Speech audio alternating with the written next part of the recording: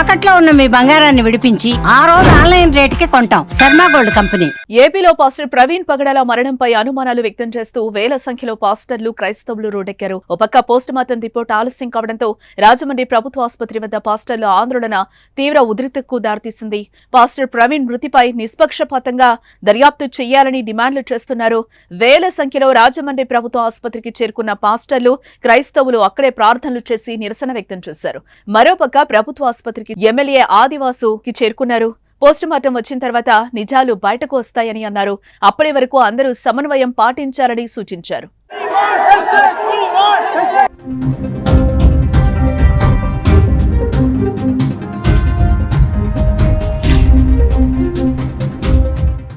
మరోపక్క రాజమండ్రి ప్రభుత్వ ఆసుపత్రి వద్దకు కేఏ పాల్ చేరుకున్నారు. దీంతో మార్చురి వద్దకు పాల్తో పెద్ద ఎత్తున పాస్టర్లు చేరుకున్నారు. దీంతో వారిని పోలీసులు అడ్డుకోవడంతో స్థానికంగా ఉద్రిక్తత పరిస్థితి నెలకొంది. తమను ఎందుకు అడ్డుకుంటున్నారని పోలీసులతో కేఏ పాల్ వాగ్వాదానికి దిగారు.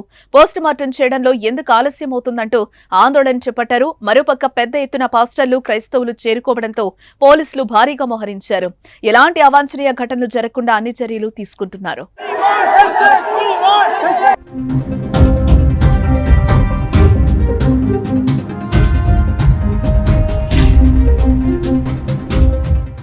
ఇక నిన్న హైదరాబాద్ నుంచి బుల్లెట్ పై సోమవారం రాత్రి రాజమహేంద్రవరం బయలుదేరిన ప్రవీణ్ మార్గ మధ్యంలో కొంతమూరు సమీపంలో అనుమానాస్పద స్థితిలో మృతి చెందినట్లు తెలుస్తోంది.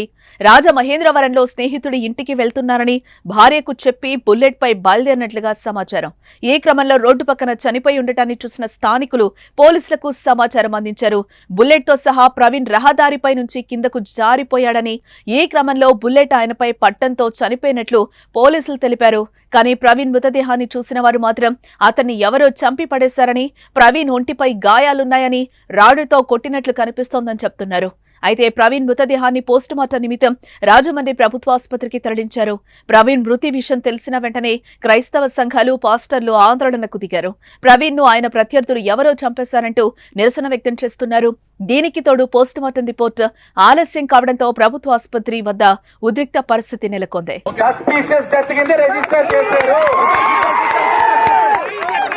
అలాగే కొవ్వూరు డిఎస్పీ గారిని ఆఫీసర్ కింద వేశారు.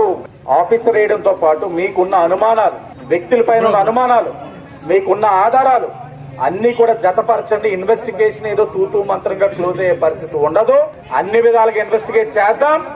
ఇక్కడ సంతృప్తి పొందని పరిస్థితిలో ఇక్కడ మనకి జరగదు, ఎస్పీ గారి దగ్గర కాదు అన్న పరిస్థితులు ఉన్నప్పుడు సిఐడి ఎంక్వైరీకి కూడా వెళ్లే అవకాశాలు ఉంటాయి. అది కూడా మేము ఆలోచిస్తాం.